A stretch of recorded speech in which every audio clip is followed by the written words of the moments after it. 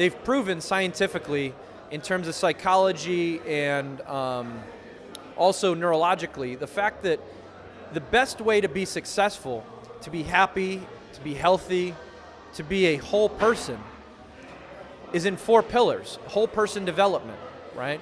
We spend so much time just working on this muscle up here, our brains, right? We focus so much on the mental, but in reality, the mental is just 1/4 of what actually makes a whole being. There's mental, there's physical, there's emotional, and there's spiritual, right? Physical, what do you do sports? Do you do any type of athletic activity, right? It's been proven once again that it speeds up your brain processes and keeps your brain healthy by doing sports, taking care of yourself physically. That also means what types of foods are you eating, right? You are what you eat, right? Emotionally, we never talk in entrepreneurship and innovation about psychology, about cycles of trauma and healing. We never talk about our histories, our family histories.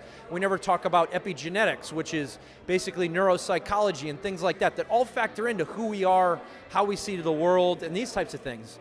And getting to relate to other humans who have similar issues and helping each other to get past it. That's why mastermind groups are so powerful, because you're not just alone on an island, it's you and a bunch of people who help each other to stand up and come together and transcend things. And then last, spiritually.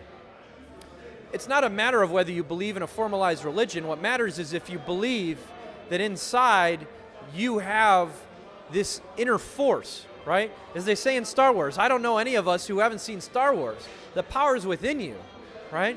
That's why meditation is so important, right? At the end of the day, we spend so much time, once again, mentally, we forget about physically and emotionally, and outside of that, we think meditation, how is this actually going to work? But in reality, look at any of the people that you hold as some of the most successful people in the world. Google them and the word meditation, and I will guarantee almost all of them will have a story about them meditating and going inward, because there's always a journey inward that reflects and helps reflect the outward that you want to manifest.